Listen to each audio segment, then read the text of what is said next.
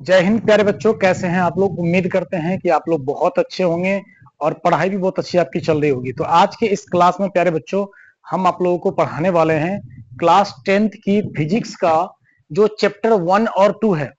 भौतिकी जो हमारी किताब है उसका अध्याय पहला और दूसरा यानी कि प्रकाश का परावर्तन और प्रकाश का अपवर्तन, इस दोनों चैप्टर से हम वे सभी प्रश्न को करने जा रहे हैं इस वीडियो में, जो कि आपके 2025 के बोर्ड एग्जाम के लिए काफी ज्यादा इंपॉर्टेंट होने वाला है। तो प्यारे साथियों, आज का जो टॉपिक होगा हमारा मोस्ट वीवीआईएस सब्जेक्टिव क्वेश्चन, और वो क्वेश्चन जो 2 या 3 नंबर में अक्सर पूछे जाते हैं। और इस वीडियो में जो प्रश्न होने वाले हैं वो प्रीवियस यानी कि पिछले लगभग 10 वर्षों में जो प्रश्न किए गए हैं बोर्ड एग्जाम में, उन सभी प्रश्नों को हम लोग देखेंगे। और ये आप अगर बोर्ड एग्जाम इस बार देने वाले हैं, आपके एग्जाम में इस वीडियो से बहुत ज्यादा लाभदायक होने वाला है। इस एग्जाम अब की बार का एग्जाम में आप लोगों को बहुत सारे क्वेश्चन इसमें से पूछे जाएंगे, तो प्लीज वीडियो को बिना स्किप किए हुए देखना है और क्वेश्चनों को समझना है। चलिए स्टार्ट करते हैं। प्यारे साथियों, परीक्षा में जो प्रश्न है वो बिल्कुल यहीं से आएंगे, जो भी हम आज प्रश्न करने वाले हैं। चलिए देखते हैं। तो हमारा पहला प्रश्न है इसमें। उस प्रश्न को करने से पहले आप लोगों के लिए एक मोटिवेशनल लाइन है। क्या लाइन है प्यारे बच्चों, देखिए ध्यान से। यहाँ पे लिखा हुआ है सफलता की शुरुआत। प्यारे बच्चों, अगर इंसान या आप लोगों को या किसी भी इंसान को किसी भी काम में अगर सफल होना है तो उसकी शुरुआत प्यारे बच्चों असफलता से ही हमेशा होती है। अगर इंसान सफल हो जाए फिर मेहनत ही करना बेकार है। यानी कि अगर आप जिंदगी में कुछ करना चाह रहे हैं, अगर लाइफ में कुछ बनना चाह रहे हैं, तो उसके लिए हमेशा आपको असफलता मिलेगी।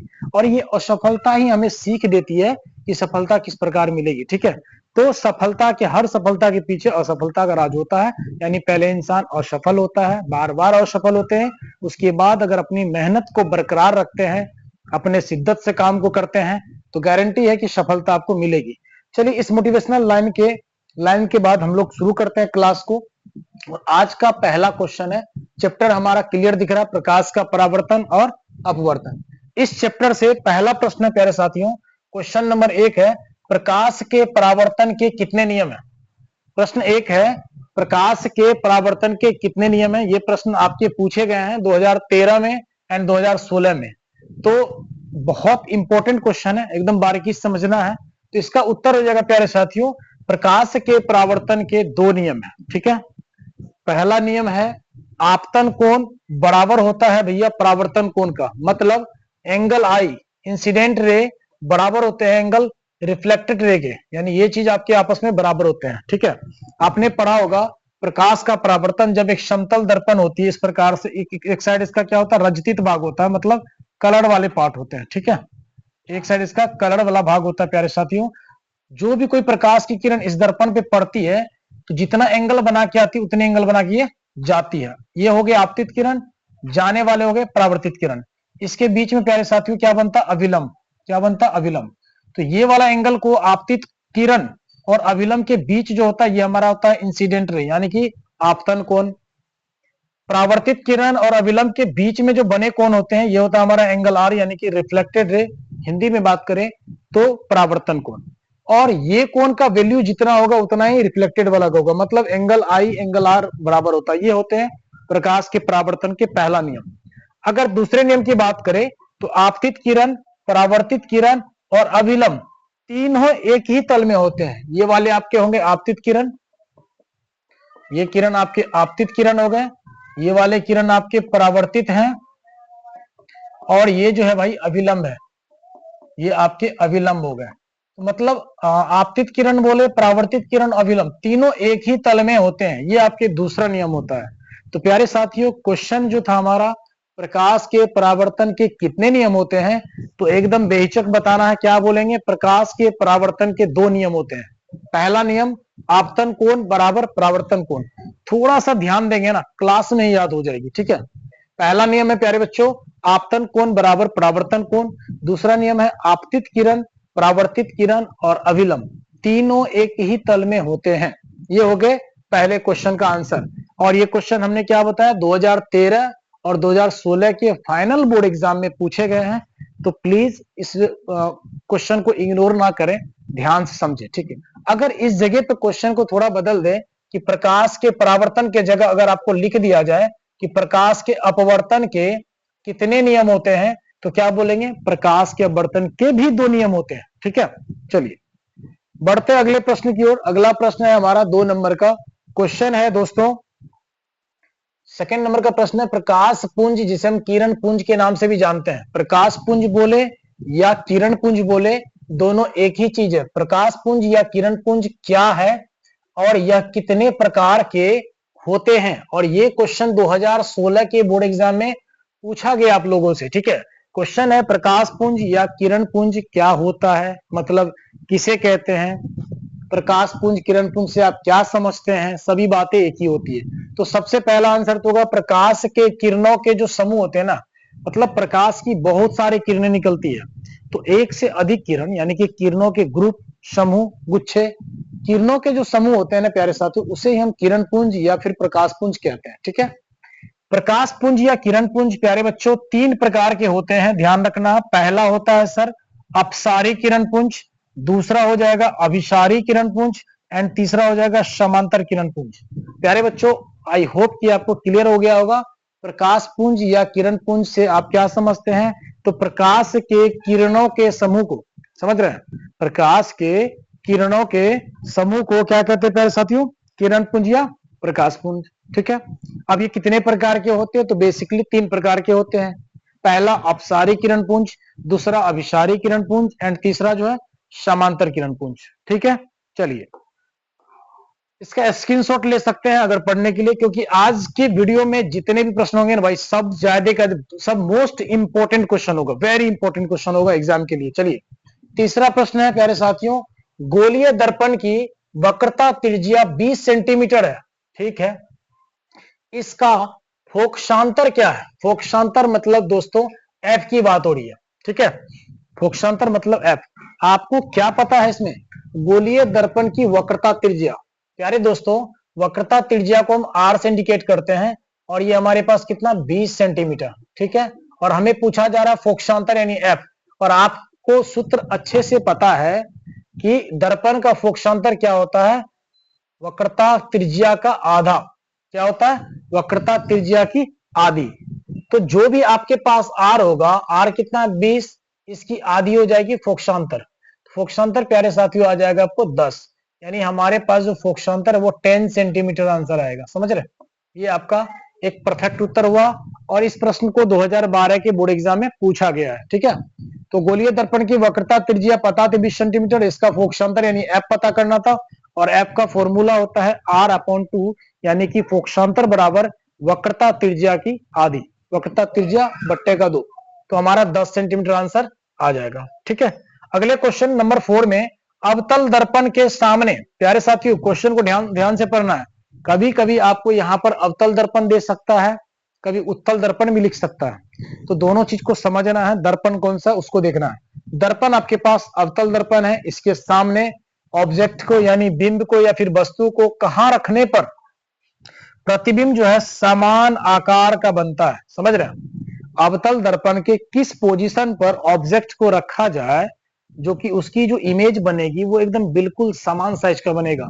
तो प्यारे साथी याद रखिएगा, अवतल दर्पण के वक्रता केंद्र पर, अवतल दर्पण के सी पर अगर ऑब्जेक्ट को रखा जाए तो उसका जो इमेज बनेगा, जितना बड़ा में आपका ऑब्जेक्ट है उतना बड़ा ही, अगर ये ऑब्जेक्ट है वक्रता केंद्र पर जाके इसको रखे अवतल दर्पण के, तो जितनी बड़ी ऑब्जेक्ट ये दिख रही है ना, इतना ही बड़ा इसका इमेज भी फॉर्मेशन होगा, इमेज भी बनेगा। ठीक है, तो याद रखना है कि अवतल दर्पण के वक्रता केंद्र पर वस्तु को अगर रखते हैं तो इमेज जो है समान आकार का बनेगा। ओके, चलिए सेकंड, ये आपके 2014 के प्रश्न है बोर्ड एग्जाम के, सभी प्रश्न को ध्यान से करते चलना है, समझते जाना। ठीक है, एकदम बारीकी बारीकी समझना।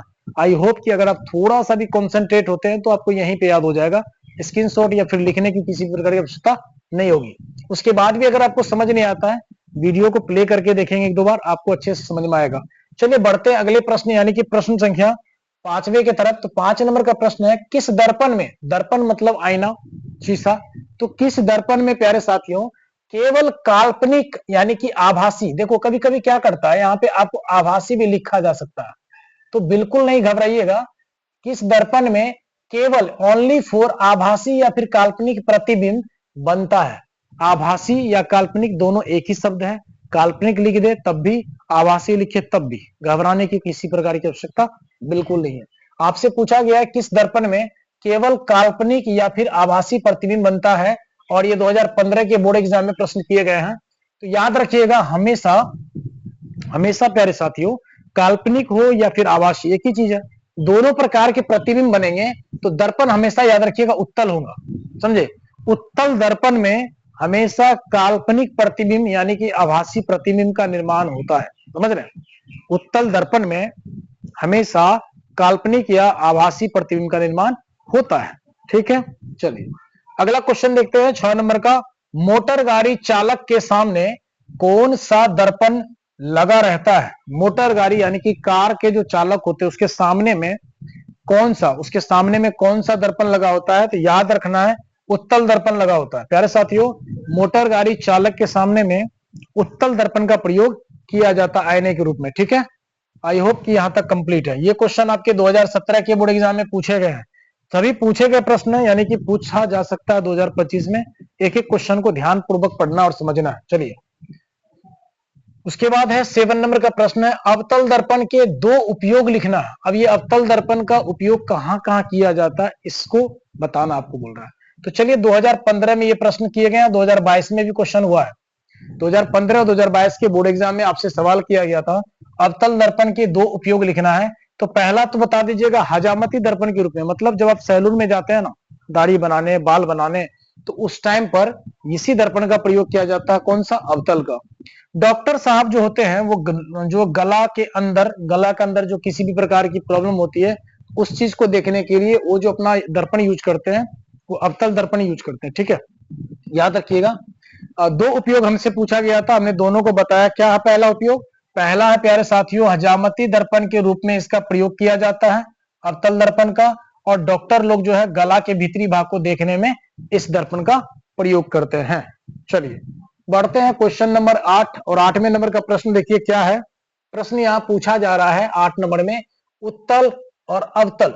ठीक है, उत्तल और अवतल दर्पण के 3 उपयोग को लिखना है। 2024 का प्रश्न है, 2013 में भी ये प्रश्न किया गया था। ठीक है, प्रश्न है दोस्तों, उत्तल और अवतल दर्पण के 3 उपयोग लिखने हैं, मतलब उत्तल के भी 3 उपयोग लिखने हैं और अवतल के भी।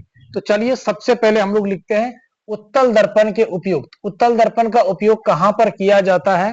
पहला, सड़क पर आप जाते हैं, उस किनारे देखिएगा एक लैंप टाइप का लगा होता है बड़ा सा, उसकी जो परावर्तक सतह होती है उसमें उत्तल होता है। जहां पर ऑब्जेक्ट का इमेज बनता है उसमें क्या लगा होता है? उत्तल दर्पण लगा होता है। इससे प्रकाश अधिक क्षेत्र पर फैलता है। पहला तो हो गया, सड़क के किनारे जो लगे लैंप होते हैं उसमें उत्तल दर्पण का निर्माण होता है, जिससे कि प्रकाश अधिक क्षेत्र पर फैलता है। दूसरा, वाहनों के साइड मिरर के रूप में, जो बाइक वगैरह होती है ना, मोटरसाइकिल वगैरह, उसके साइड में जो मिरर होते हैं उसमें यूज किया जाता है उत्तल दर्पण का। तीसरा, आभासी और छोटा प्रतिबिंब बनाने में। आभासी, अभी जस्ट हमने एक क्वेश्चन किया था कि कौन से दर्पण में हमेशा काल्पनिक या आभासी प्रतिबिंब बनता है, उसका हमने आंसर बताया था क्या? उत्तल दर्पण। ठीक वहीं पर देखिए, आभासी हो या काल्पनिक प्रतिबिंब का निर्माण हो रहा है तो दर्पण कैसा होगा? उत्तल। तो उत्तल दर्पण में आभासी और छोटा इमेज बनता है। ठीक है, चलिए अगले क्वेश्चन, मतलब इसी का देखते हैं अवतल दर्पण का उपयोग। इसमें बोला गया था प्यारे साथियों, उत्तल का भी और अवतल का भी 3 उपयोग को लिखने। तो उत्तल का हम लोगों ने समझ लिया, सड़क के किनारे लगे लैंपों में, वाहन के साइड मिरर में, आभासी और छोटा प्रतिबिंब बनाने में। ठीक है, अब देखना है अवतल दर्पण का उपयोग। इनका होता है हजामत बनाने में, वही हमने बोला ना, सैलून में दाढ़ी बाल वगैरह बनाने जाते हैं उसके जो मिरर होते हैं उसमें अवतल दर्पण का उपयोग होता है।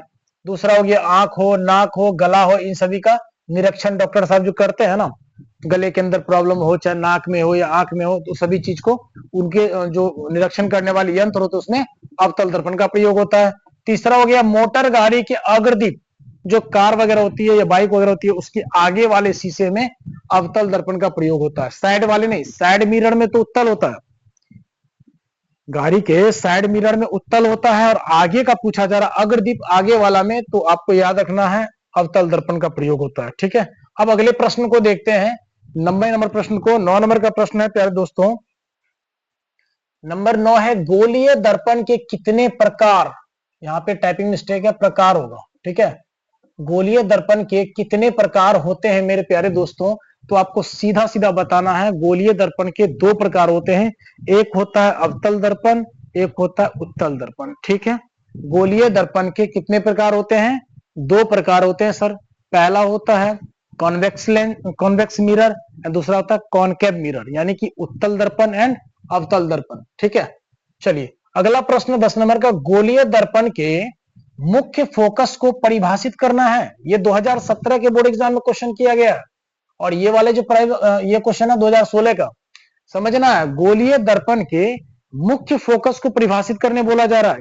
चलिए देखते हैं, इसका उत्तर हो जाएगा गोलीय दर्पण के मुख्य अक्ष के समांतर, गोलीय दर्पण के मुख्य अक्ष के समांतर आपतित प्रकाश की किरणें, जो किरणें आकर के पड़ती है, उस किरणें दर्पण से टकराने के बाद यानी परावर्तन के बाद मुख्य अक्ष के जिस बिंदु पर आकर के मिलती या फिर मिलती हुई मालूम होती है ना, उसे उस बिंदु को हम दर्पण का मुख्य फोकस कहते हैं। प्यारे दोस्तों, फोकस को एफ से प्रदर्शित करते हैं। ठीक है, समझ में आया? नहीं आया? फिर से बता रहा हूं, गोलीय दर्पण के मुख्य फोकस को परिभाषित करने बोला गया था, तो बताना है गोलीय दर्पण के मुख्य अक्ष के समांतर आती प्रकाश की किरणें दर्पण से टकराने के बाद या परावर्तन के बाद जिस बिंदु पर आकर के मिलती है या फिर मिलती हुई मालूम या प्रतीत होती है, उसे उस बिंदु का मुख्य फोकस कहते हैं, और मुख्य फोकस को एफ से प्रदर्शित करता है या निर्देशित करता है। ठीक है, समझ गए? एक बार फिर बता रहा हूं, गोलीय दर्पण के मुख्य अक्ष के समांतर, गोलीय क्वेश्चन हमसे पूछा जा रहा है, गोलीय दर्पण के मुख्य फोकस को परिभाषित करने, एकदम से याद हो जाएगा। गोलीय दर्पण के मुख्य अक्ष के समांतर आपतित प्रकाश की किरणें जिस बिंदु पर आकर के परावर्तन के बाद जिस बिंदु पर आकर के मिलती है या फिर मिलती हुई प्रतीत होती है, उसे उस बिंदु का मुख्य फोकस कहते हैं, और इसे एफ से प्रदर्शित करते हैं। ठीक है, 2-3 बार रीडिंग करना है, 2-3 बार आप रीडिंग करेंगे, क्लियर हो जाएगा। चलिए अगले क्वेश्चन को देखते हैं, 11 नंबर, जो कि मोस्ट इंपोर्टेंट है, और ये पूछा गया प्रश्न है 2017 के बोर्ड एग्जाम में, और ये पूछे भी जाते हैं लगभग अक्सर कि अवतल दर्पण और उत्तल दर्पण में आपको डिफरेंस बताना है। ठीक है, 2 या 3 नंबर के क्वेश्चन है, और लगभग हमें उम्मीद है कि इस बार बोर्ड एग्जाम में आ सकते हैं, तो इसको ध्यान से समझना है। क्वेश्चन है अवतल दर्पण और उत्तल दर्पण में अंतर। तो ये रहे भैया आपके एक घर में उत्तल दर्पण और दूसरे वाले घर में अवतल दर्पण। तो उत्तल दर्पण में जो पहला पॉइंट है कि उत्तल दर्पण की परावर्तक सतह कैसी होती? उभड़ी हुई, मतलब इस प्रकार से ऐसे करके बना लें, इस पार्ट में भैया कलर किया हुआ पॉलिश पार्ट है, ये रजतित भाग है, कलर वाला भाग, तो इसकी परावर्तक सतह कैसी होगी? उभड़ी, मतलब उठी हुई। ये वाले पार्ट जो दिख रहा है ना, ये वाले पार्ट, इस वाले पार्ट में, इस वाले, ये वाले पार्ट आपके उभड़ी हुई है, मतलब ये कौन सा दर्पण है भैया? उत्तल है। कौन सा है? उत्तल दर्पण है। ठीक है, तो जिस दर्पण की परावर्तक सतह उठी हुई हो, जिस दर्पण की परावर्तक सतह उभड़ी हुई हो, उसे हम उत्तल कहते हैं। जबकि अवतल दर्पण की अगर बात करें तो इसकी परावर्तक सतह कैसी होगी? धसी हुई, मतलब इस प्रकार से अवतल दर्पण का इस प्रकार से हो जाएगा, इधर से कलर भाग होगा, और इसकी परावर्तक सतह जो हो जाएगी वो कैसी होगी? धसी हुई। ये वाले पार्ट में इसके परावर्तक सतह, मतलब किरण इधर से आगे पड़ेगी, ना कि उधर से। किसी भी वस्तु को अगर रखेंगे तो इस प्रकार से प्रधान अक्ष के मुख्य अक्ष के समांतर ऑब्जेक्ट इधर कहीं रहेगा, चाहे फोकस पे रहे, वक्रता केंद्र पर, यहां से कोई किरण निकल के इस पे जाएगी, तो परावर्तक सतह इस वाले पार्ट को बोलते हैं। तो जिसकी परावर्तक सतह आपको धसी हुई दिख रही है, वो आपके अवतल हो जाते हैं, और जिसकी परावर्तक सतह उभड़ी हुई है, मतलब उठी हुई है, वो आपके उत्तल दर्पण होता है। ठीक है, पहला पॉइंट क्लियर है। दोनों में अंतर क्या है? पहला अंतर है कि उत्तल दर्पण की परावर्तक सतह उभड़ी होती है, जबकि अवतल दर्पण की परावर्तक सतह धसी हुई होती है। समझ रहे कि नहीं? एकदम आराम से समझिए। पहला अंतर क्या होगा प्यारे बच्चों? उत्तल दर्पण की परावर्तक सतह उभरी हुई होगी, जबकि अवतल दर्पण की परावर्तक सतह धसी हुई होगी। दूसरा पॉइंट की बात करें, इसका दृष्टि क्षेत्र, मतलब देखने का क्षेत्र काफी बड़ा होता भाई। समझ रहे हैं? उत्तल दर्पण की अगर बात करें तो इसका दृष्टि क्षेत्र काफी बड़ा होता है। ठीक है, जबकि इसका दृष्टि क्षेत्र उत्तल दर्पण की, मतलब इस दर्पण की अपेक्षा काफी कम होता है, मतलब ज्यादा दृष्टि क्षेत्र इसका बड़ा होता है और इसकी अपेक्षा इसका काफी कम होता है, अवतल का। तीसरा पॉइंट है प्यारे दोस्तों, इसमें हमेशा आभासी, हम बार बार देखिए 3 बार ये चीज हो चुका है। उत्तल दर्पण में हमेशा आभासी या फिर काल्पनिक, कहीं आभासी लिख दे कहीं काल्पनिक, एक ही चीज है। इसमें हमेशा आभासी प्रतिबिंब बनता है, मतलब ऐसा प्रतिबिंब जो कि बनता ही नहीं, आभासी का मतलब इमेज बनेगा ही नहीं। काल्पनिक मतलब इमेजिन करना है कि भाई अगर हमारा ये वास्तविक नहीं बन रहा तो कहीं ना कहीं पीछे बन रहा। आभासी का मतलब ये हो जाता है, जैसे मान लीजिए कोई दर्पण इस प्रकार से है, तो फोटो हमारा जैसे कि मान लीजिए ये आपका प्रधान अक्ष है, अगर ऑब्जेक्ट रखा है तो अगर नीचे कहीं बन रहा है या फिर इस पार्ट में ही अगर बन रहा है तो वास्तविक बनेगा, रियल इमेज बनेगा, समझ रहे हैं, रियल इमेज बनेगा। लेकिन जिधर कलर वाला भाग है भैया, अगर इधर आके कहीं पर इमेज बने, मतलब कहीं पर अगर इमेज बने, ऐसा इमेज थोड़ी बनेगा, ऐसा इमेज नहीं बनेगा। जिधर के पार्ट कलर किया हुआ उधर इमेज नहीं बनता है, तो इसलिए इसका नाम दिया गया काल्पनिक, मतलब कल्पना कर रहे हैं कि फोटो कहीं इधर बन रहा होगा, इमेजिन कर रहे हैं, एक्चुअल में इमेज इधर बनता नहीं है, तो इसलिए इसका नाम जो है काल्पनिक पड़ता है, क्योंकि ऐसा इमेज बनता नहीं मेरे दोस्तों। वो इमेज को हम लोग सोचते हैं कि अगर वास्तविक नहीं बन रहा तो कहीं ना कहीं कलर वाले पीछे भाग में बन रहा होगा, ऐसा सोचते हैं, ठीक है। तो इसमें हमेशा आभासी इमेज बनता है, और इसमें आभासी और वास्तविक यानी वर्चुअल और रियल दोनों इमेज फॉर्मेशन होता है। किसमें? अवतल में। याद रखिएगा, अवतल दर्पण में प्रतिबिंब का जो निर्माण होता है वो आभासी भी होता है और वास्तविक भी होता है, जबकि उत्तल में हमेशा काल्पनिक बनता है, ठीक है। फिर लास्ट पॉइंट है, इस दर्पण का उपयोग वाहनों के साइड मिरर के रूप में होता है।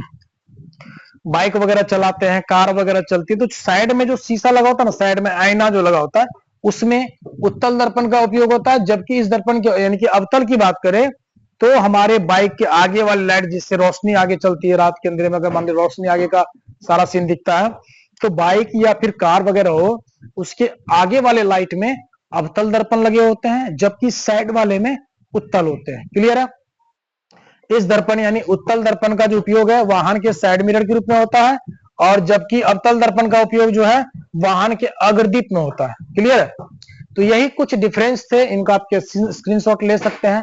ऐसे मुझे उम्मीद है कि आप समझ गए होंगे, एक दो बार पढ़ेंगे, रटने की एकदम आवश्यकता नहीं। मैं जिस भी विषय को पढ़ाऊंगा प्यारे दोस्तों, किसी भी सब्जेक्ट को आपको रटने की किसी प्रकार की आवश्यकता नहीं है।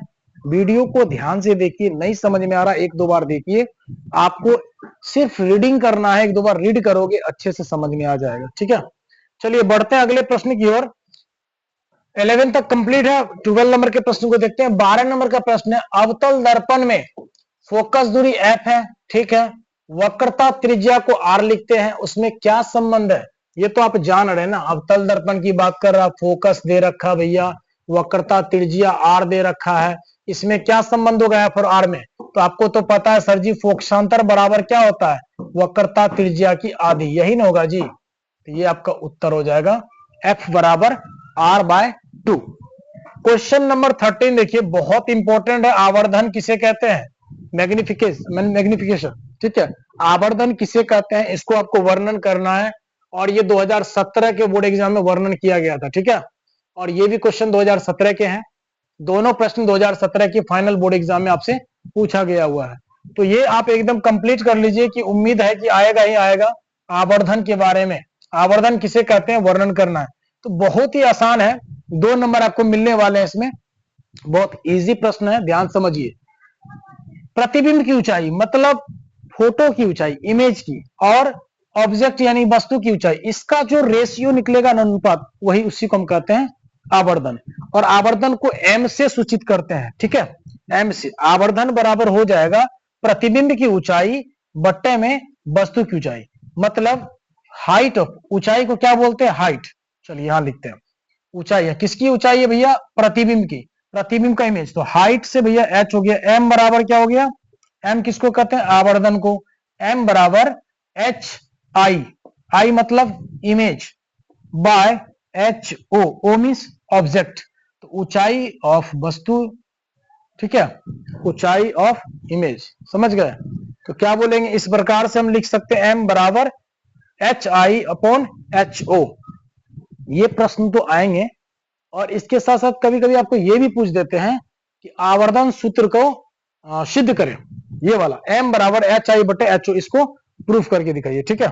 चलिए, तो 13 नंबर तक आपको कंप्लीट है। चलिए 14 नंबर के प्रश्न को देखते हैं। 14 नंबर क्वेश्चन है प्यारे दोस्तों, गोलीय दर्पणों द्वारा परावर्तन के लिए नई कार्तीय चिन्ह परिपाटी दर्शाइए। 2018 का प्रश्न है बोर्ड एग्जाम का और इंपॉर्टेंट है, समझिए। गोलीय दर्पणों द्वारा परावर्तन के लिए नई कार्तीय चिन्ह परिपाटी दर्शाना है। तो चलिए इसका आंसर बोलेंगे, गोलीय दर्पण के द्वारा परावर्तन की नई कार्तीय चिन्ह परिपाटी इस प्रकार से है कि पहला नंबर में क्या है, बीम, यानी कि प्यारे बच्चों बीम बोलते हैं वस्तु को, बीम जो बोलते हैं वो वस्तु को। तो याद रखना वस्तु हमेशा दर्पण जो होगा ना उसके बाईं ओर, अगर मान लीजिए दर्पण ऐसे है और इस प्रकार से दर्पण है तो दर्पण के बाईं ओर इधर की पार्ट में, इधर वाले में हमेशा क्या होगा, बिंब होगा, मतलब वस्तु होगा। ठीक है, दर्पण के बाईं ओर रखा जाता है। गोलीय दर्पण द्वारा जो परावर्तन की नई कार्तीय चिन्ह परिपाटी है, तो चिन्ह परिपाटी क्या कहता है, पहला चिन्ह परिपाटी कहता है कि जो वस्तु होगी वो हमेशा दर्पण से बाईं ओर होगी। दूसरा होता है मुख्य अक्ष के समांतर सभी दूरियां दर्पण के पोल से मापी जाती है। पोल कहां होता है, तो मान लीजिए हम ये वाला आपको अवतल दर्पण ही बना लेते हैं, मान लीजिए अवतल दर्पण ही बना लेते हैं, तो इसकी ये वाली जो होती है इसको बोलते हैं, यहां पर होता है प्यारे साथियों सी, यहां पर एफ और यहां पर होता है पी। ठीक है, पी फॉर पोल, ध्रुव, ध्रुव को पी से लिखते हैं। तो मुख्य अक्ष, ये वाले जो मुख्य अक्ष के समांतर सभी दूरियां, जितनी भी दूरी है वो दर्पण के किससे मापी जाती है, यहाँ पोल से मापा जाता है। ध्यान रखिएगा, इस पोल से सभी दूरी को मापा जाता है, चाहे फोकस का हो चाहे ये वक्रता त्रिज्या का हो। ठीक है, मुख्य अक्ष के समांतर सभी दूरियां दर्पण के ध्रुव से मापी जाती है। दूसरा चिन्ह परिपाटी ये हो गया। तीसरा हो जाता है मूल बिंदु के दाईं ओर की दूरियां धनात्मक होती है, जबकि मूल बिंदु के बाईं ओर की ऋणात्मक होती है। ठीक है, याद रखना है गोलीय दर्पण में मूल बिंदु के दाईं ओर की दूरियां धनात्मक और बाईं ओर की दूरियां ऋणात्मक मानी जाती है। ठीक है, चलिए समझ में आ गया ये 14 नंबर का प्रश्न। ये कुछ चिन्ह परिपाटी थे तीन, इसको अच्छे से नोट कर लीजिएगा। बढ़ते हैं अगले प्रश्न यानी कि 15 नंबर, और ये प्रश्न भी बहुत ज्यादा इंपॉर्टेंट है। क्वेश्चन है उत्तल दर्पण के, इसके जगह कुछ और भी आपको दे सकता है कि भैया अवतल दर्पण के, चाहे उत्तल लेंस के या अवतल लेंस के, किसी का भी एक अवतल दर्पण में 6 प्रकार से प्रतिबिंब का निर्माण होता है। ठीक है, तो उसमें आपको सभी प्रकार में से किसी एक उठा के निश्चित रूप से दे देगा। 2019 का बोर्ड एग्जाम में पूछा गया है। जैसे आपको प्रश्न आ सकते हैं कि भैया उत्तल दर्पण के प्रधान अक्ष पर रखे बिंब के, बिंब मतलब वस्तु के प्रतिबिंब के लिए एक किरण आरेख खींचिए, और प्रतिबिंब का जो नेचर होगा, प्रकृति, आकार कैसा होगा, जगह कहां होगा, ये सभी को बताने के लिए। तो प्रश्न जो इसमें आपको दिखाया जा रहा है, अब दर्पण कौन सा है, उत्तल। तो ये आपके कौन से दर्पण है, उत्तल है। जिसमें हमने क्या बोला था, उत्तल दर्पण क्या होता है, जिसकी परावर्तक सतह, मतलब इधर वाला पार्ट क्या होता है, उभरा हुआ होता है या उठा हुआ होता है, ये परावर्तक सतह है। इधर के भाग में क्या हो जाए तो रचित भाग होगा, यानी कलर वाले पार्ट होंगे। ये कौन सा हुआ, कलर वाले पार्ट। ठीक है, चलिए ये एक प्रधान अक्ष है या फिर मुख्य अक्ष है। प्रधान अक्ष के समांतर एक किरण को दर्पण पर टकराती है। दर्पण कौन सा भैया, अब उत्तल। ठीक है, उत्तल दर्पण पर एक किरण जा रही है, ये आपतित किरण है, जैसे ही उस पर टकराएगी तो उत्तल दर्पण पर टकराने के बाद जो परावर्तन कुछ इस प्रकार से हो जाएगा। ठीक है, इस प्रकार से हो जाएगा, समझ रहे हैं। मतलब किरण जैसे ही टकराएगी उत्तल दर्पण के परावर्तक सतह पर, मुख्य अक्ष के समांतर जाती किरणें जैसे दर्पण से टकराएगी वो इधर को मुड़ जाएगी। ठीक है, एक किरण को वक्रता केंद्र से गुजारा गया, या वक्रता त्रिज्या मान लो इसको, इससे गुजारा गया। ठीक है, तो ये इस प्रकार से ही चली गई, इस प्रकार। ठीक है, अब देखिए ये किरण तो इधर को चली गई, ये वाली किरण अगर कुछ आगे जाती तो ना, इसको मतलब दोनों किरण आपस में कहीं कटना चाहिए। तो यहां पर इमेजिन करना होता है कि कुछ इस तरह से ये किरण, मतलब देखने वाले को लग रहा है कुछ ऐसे करके जा रही है, तो इसका कटान बिंदु यहां मिल रहा है। तो ऑब्जेक्ट कहां, यहाँ पे इमेज बन रहा है। ऑब्जेक्ट आपका पी क्यू हो गया, इस पी क्यू का जो है इमेज क्या बनता है, पी डैश क्यू डैश, समझ रहे हैं, P dash Q dash. Object जितनी बड़ी है उससे छोटी क्या है, इमेज, समझ रहे हैं। एक दर्पण उत्तल है, इसकी परावर्तक सतह पर एक किरण को पहला गुजारा गया प्रधान अक्ष के समांतर, जो टकराने के बाद ऊपर की ओर चली गई। ठीक है, और एक किरण को वक्रता केंद्र से गुजारा गया। तो ये दोनों, ये वाला जो लाइन गया, ये रेखा किरण और ये किरण आपस में कहीं दूसरे को नहीं काट रही है। तो देखने वाले को यहां से लग रहा है कि भैया, यहां से देखने वाले को लग रहा है कि किरण जो है कुछ इस प्रकार से ऐसे करके आ रही है, समझ रहे हैं, ऐसे करके आ रही है। तो इसका कटान यहाँ हो रहा है, तो ये बन रहा है। इसमें आपको एक आरेख बनाना था, ठीक है। प्रधान अक्ष पर बिंदु को रख दिए, ये प्रधान अक्ष पर हम वस्तु को रख दिए, वस्तु को रख करके इसका आरेख खींच दिए, ठीक, इतना खींचना आपको। उसके बाद आपको बताना है इमेज की प्रकृति, आकार और स्थान। तो स्थान भैया कहाँ है, देखिए O और F के बीच में है, और वस्तु की दूरी से काफी छोटी है क्या चीज, इमेज की दूरी, प्रतिबिंब की दूरी, ये ठीक है। इन सभी चीज को आपको बता देना। तो वही चीज जो यहाँ लिखा है, उत्तल दर्पण के प्रधान अक्ष पर जो है वस्तु एक रखा गया था PQ, उसका जो प्रतिबिंब कैसा बना, देखिए प्रतिबिंब कैसा बना है, ये प्रतिबिंब आपका उस पार बन रहा है, जिधर से कलर वाले भाग है उधर बन रहा है, तो उधर तो इमेज बनेगा नहीं, ऐसा इमेजिन किया जा रहा है, तो ये बनेगा आभासी प्रतिबिंब। कैसा बनेगा, आभासी, यानी कि काल्पनिक बोलो आभासी। तो प्रतिबिंब कैसा बनेगा, आभासी प्रतिबिंब बनेगा, जो कि P', Q' है, ठीक है। यह प्रतिबिंब वस्तु के आकार से छोटा है, जितना बड़ा वस्तु था उससे छोटा इमेज था। यह प्रतिबिंब दर्पण के ध्रुव O के दाहिनी ओर स्थित है, दर्पण से वस्तु की दूरी OQ' है, समझ गए। बस इतना आपको लिख देना है, और इस प्रकार के प्रश्न जो है भाई पूछे जाते हैं। भले उत्तल दर्पण की जगह अवतल कर देगा, प्रधान अक्ष की जगह फोकस कर देगा, उत्तल दर्पण के फोकस पर वस्तु का रखा जाए तो प्रतिबिंब की प्रकृति क्या होगी ये पूछ देगा, चाहे कभी पूछ देगा अवतल दर्पण के वक्रता केंद्र पर रखे बिंब के प्रतिबिंब के लिए एक किरण आरेख खींचिए। किसी भी प्रकार का 6 प्रकार है। 6 प्रकार कौन कौन है, एक तो आपको अनंत पर वस्तु रखा जाए तब, समझ रहे हैं, वस्तु को अनंत पे रखा जाए तब, फिर क्या गया वक्रता केंद्र पर रखा जाए, फिर आपको फोकस और वक्रता केंद्र के बीच रखा जाए, फिर फोकस पे रखा जाए, फिर P और F के बीच रखा जाए। इस प्रकार से आपको टोटल 6 तरीके से आपसे 6 तरीका में से किसी भी एक तरीका से आपसे पूछा जा सकता है। तो आज की वीडियो में क्वेश्चन नंबर हम 1 मिनट, हाँ क्वेश्चन नंबर आपका जो है 15 तक कंप्लीट किए हैं। वीडियो यदि बड़े होने की वजह से नहीं कर पाएंगे, आगे नेक्स्ट पार्ट इसका और करेंगे, फिजिक्स का जो कि 2 से 3 नंबर वाले प्रश्न होंगे, और उसको भी हम लोग अच्छे से कंप्लीट करेंगे। अगर प्यारे दोस्तों वीडियो अच्छी लगी है तो प्लीज एक लाइक कर दें। आप लोग एक लाइक भी नहीं करते हैं, क्यों, इतनी खराब वीडियो भी तो नहीं बन रही आपकी। अगर अच्छी लग रही हो प्यारे बच्चों तो प्लीज एक लाइक कर दो। चैनल पर अगर नए हैं तो प्लीज इस चैनल को जरूर सब्सक्राइब कर लें, और वीडियो को ज्यादा से ज्यादा अपने दोस्तों में शेयर करें। Thanks for watching.